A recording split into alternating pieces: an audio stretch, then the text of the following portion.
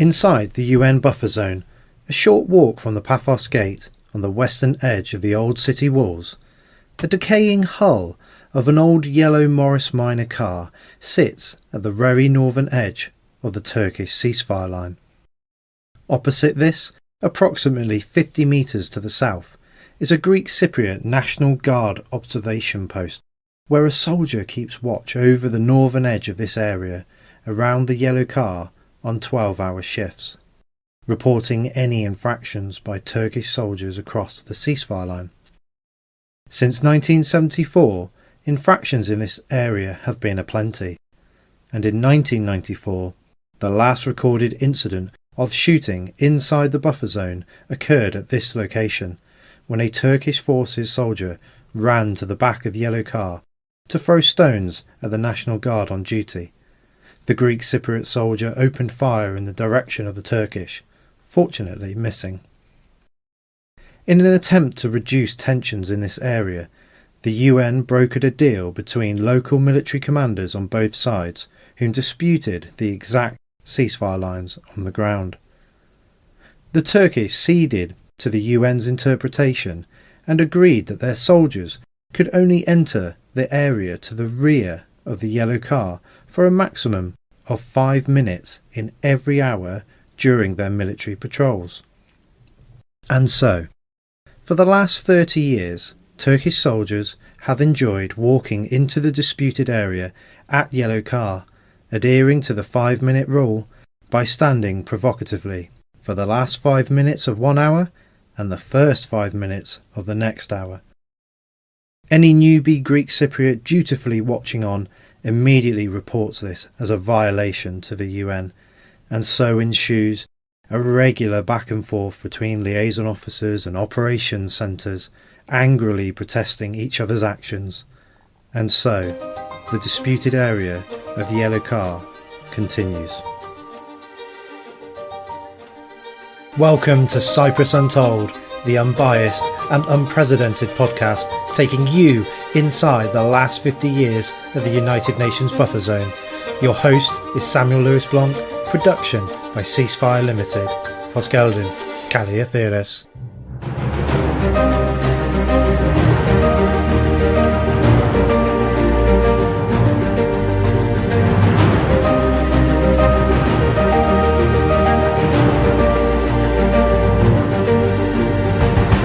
Welcome back to Cyprus Untold for episode 2. As with the opening episode, you can view my photographs on Instagram right now at Cyprus Untold, so you can visualise that yellow Morris Minor I was describing at the beginning that has caused and continues to cause upset for the United Nations forces in the centre of Nicosia. Another point to note from this image, if you're looking at it directly now, which side do you consider to be the back of the car? Do you think it is the left-hand side or the right-hand side as you're looking at it? Now, the reason I ask this is because there's another point of contention with this story around Yellow Car. The Turkish military who patrol this area, they enter the tarmac you see in front of Yellow Car from the right hand side of the image as you're looking, which is the eastern direction. Now they interpret the back of the yellow car to mean the far left hand side of the car, i.e. this gives them more room and space to patrol into and to claim as theirs. Now the UN, who wrote that original agreement to allow them to patrol to the back of the yellow car, very likely meant the actual back of the car, which is the right hand side of the vehicle. If you look closely, you can just about work out, even in its current state and crumbling decay, you can see which side is the back, which is the most eastern edge. However, this was not explicitly documented or discussed at the time. Not as far as I'm aware from the archives and the documents that we have in the UN anyway. Therefore, Turkish soldiers have been taking advantage of this loophole ever since. And as we move through these green line stories each episode, you will see this trend emerge as time and again the UN failed to document or to get either side to agree to these intricate details. And we can discuss later on who you feel shares the weight of blame in these circumstances. Is it the UN for possibly not enforcing the ceasefire agreements, or the opposing forces for taking advantage of UN inaction and lack of governance? You can comment now on the yellow car photo and tell me what you think and how we might better manage this situation. For now, let's park the Morris Minor and yellow car, and we will revisit the Green Line stories again on the next episode. Okay, back to building our historical knowledge, our baseline of historical information before we get to invasion, intervention, ceasefire lines drawn, and then all the activities that followed, which we're going to get into in great detail in later episodes.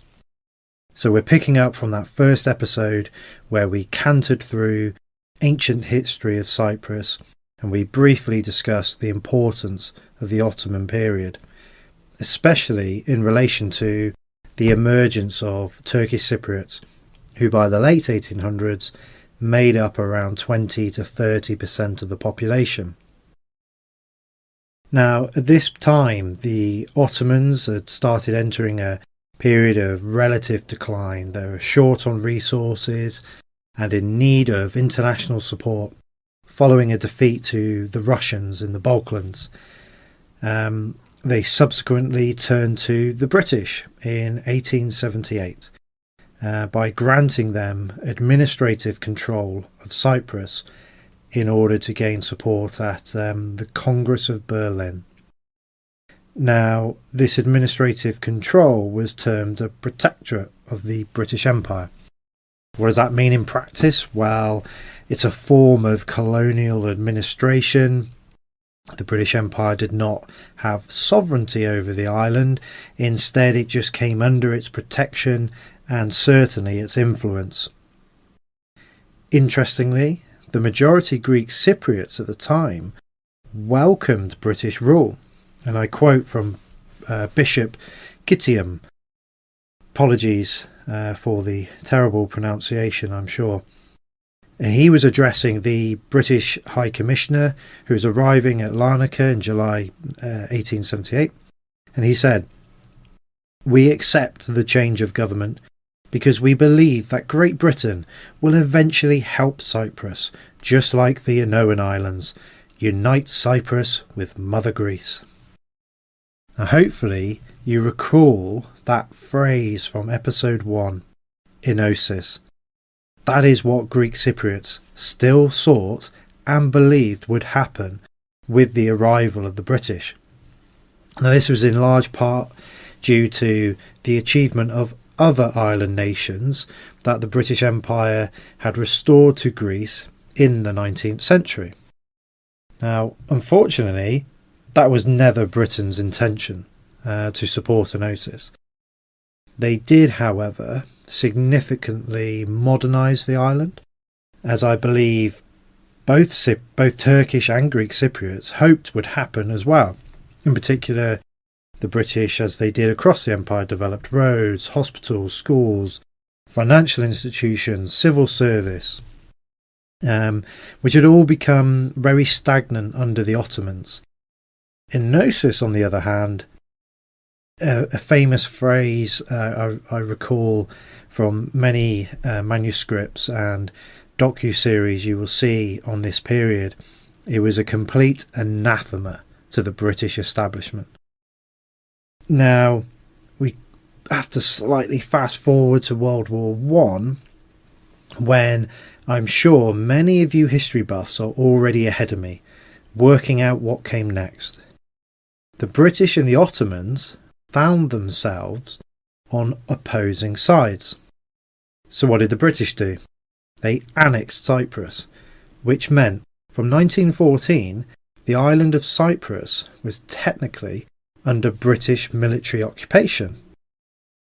Before we dive into that next stage of evolution for Cyprus and its peoples, what this military occupation means and what comes next, I want to highlight two significant events, which I know firsthand from sitting in negotiations with staunch Greek and Turkish Cypriots. Both sides are very quick to forget these events ever took place in lieu of their own versions of history. Firstly, 1915.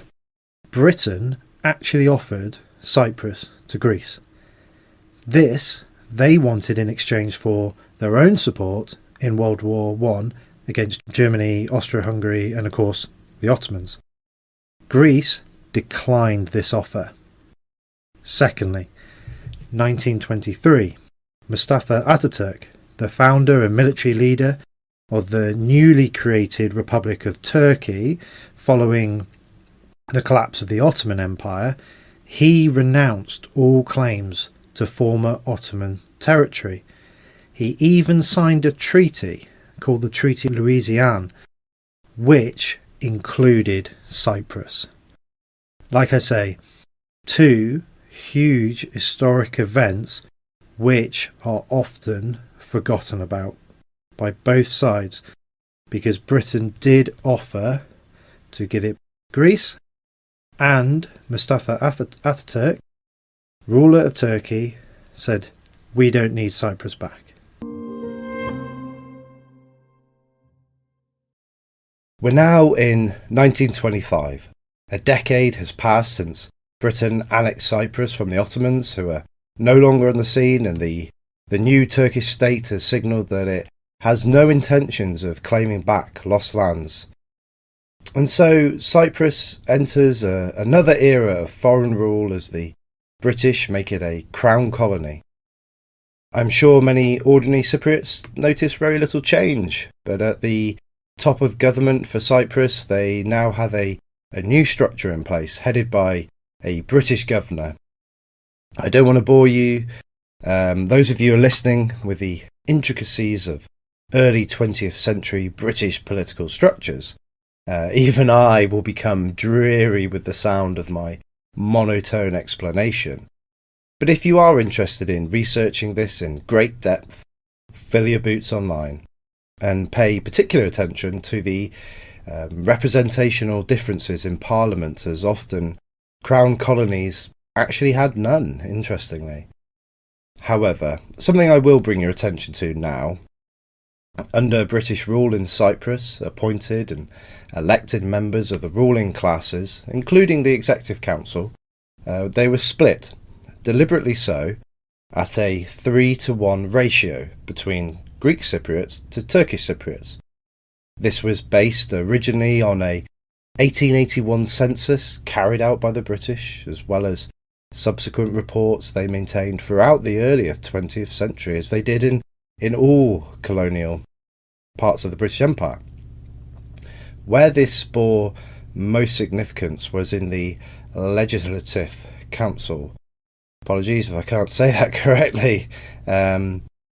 So you had 18 members were Greek Cypriot and 6 members Turkish Cypriot. There was also an additional 12 members appointed by the governor himself. The result of this so often meant stalemate. It meant leaving deciding votes on legislative matters to the governor himself. Why? Because more often than not, the hand-picked members, selected really as yes men for the governor, would side with the Turkish Cypriots, as it was their support that was required on crucial votes to prevent any legislation that might be pro-enosis. In hindsight, of course, we can all view this now as a terrible idea. However well-intentioned it may have seemed at the time, trying to ensure equal representation on the island, but it did not go down well in those early years of Crown colony rule. In fact, discontent brewed as political status quo remained, taxes increased, and there was no immediate prospect for enosis. This bubbled over in 1931 when violent protests spread across the island in all cities, major towns, and over 200 villages. In Nicosia, the capital, that's where they saw the worst rioting. Government House, a grand colonial home to the British High Commissioner, it was set ablaze and it was reduced to ashes. There are some fascinating images online where you can still see the house smoking the next morning. Where that was is actually now the site of the Republic of Cyprus's presidential palace, interestingly. So you can drive straight past it in Nicosia and look upon that historic area. Unsurprisingly, for this era back in the 1930s of the British Empire, the British authorities' response was all-encompassing, aimed at restricting civil liberties. The constitution was suspended and all political activity prohibited, except for the Executive Council, which had only governor-appointed members anyway, and they were limited to domestic advisory roles. Censorship of the press followed. There were rules against flying Greek flags, as well as curtailing of schools from teaching the Greek language. And even though the Turkish Cypriots had not partaken in any of the violence in 1931, they too were victim to this crackdown of ethnic and cultural activities.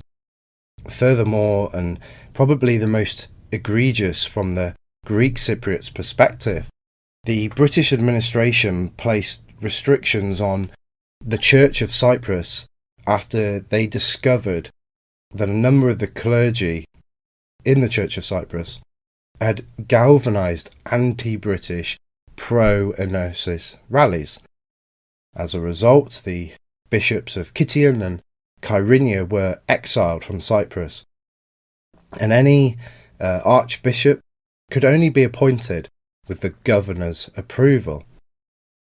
Now again, with our measured understanding of history and possibly human nature, we can all understand that this is no way to garner support from a population. Instead, it just fed the Cypriot narrative that the British were not there for the benefit of the Cypriot people. So let's see what this could possibly lead to after a quick break.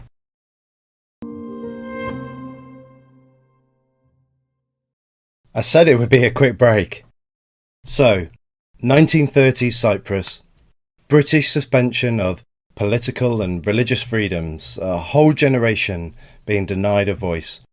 Maybe that's what the British rulers had intended.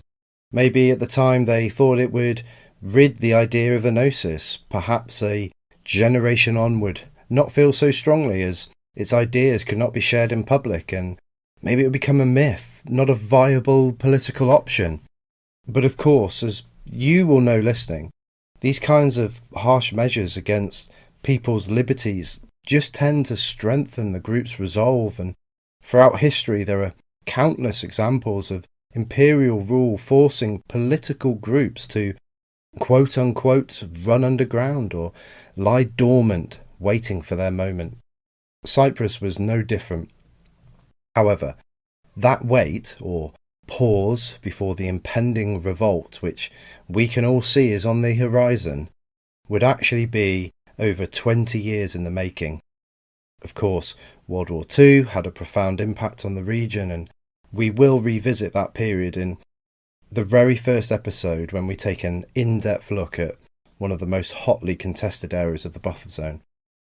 For now, I will say that Cypriots, for the majority, were staunch supporters of the Allies in World War II, and as many as 6,000 Cypriots fought under British command in the Greek campaign alone. But as I say, we'll come back to explore that in more detail. What we want to understand right now is that during this time, between 1941 and 1951, there is a steady relaxation of the measures imposed on Cyprus in 1931. Political gatherings are allowed again, exiled members of the church return to the island, and there's actually a surge for a while in support for a communist political movement in Cyprus. But the ever-prominent Church of Cyprus, Greek Orthodox remember, was steadfastly opposed to communism. I believe even more so than being opposed to British rule. And with its ability to hold gatherings, deliver messages to mass population, organise people, reach back for support to mainland Greece through the church, even to raise funds, the leader of the church in Cyprus at this time, a gentleman called Macarius II, he begins to lead a renewed effort for unity with Greece. He even goes so far to arrange a plebiscite in 1950. Do not worry yourself if it is not clear what a plebiscite is. I had no idea either the first time I heard that word. It is basically a mass vote on an important public question. A referendum, for example, in or out of the European Union comes to mind. Or in this case, the options given to Greek Cypriots, note, only Greek Cypriots, was option 1, we demand union with Greece. Option 2, we are against the union of Cyprus with Greece. The result, from nearly 225,000 votes, making up 90% of Cypriots at the time residing on the island, was a 96% vote in favour of enosis. This was a colossus undertaking by Macarius, who managed to orchestrate this plebiscite under the noses of the British, who predictably challenged the legitimacy of the vote and had actually refused already to hold their own referendums on such a question. So where could the Greek Cypriots now turn for support? Materially, politically, financially? Sadly, Macarius II was not able to see it through, as he died shortly after the historic vote that he had organised. Nevertheless, in his absence, a new leader for the Greek Cypriots stepped forward. He was now the youngest archbishop in the history of Cyprus, Macarius III, aged just 37. And like his predecessor, he was not going to drop the question of enosis with the British.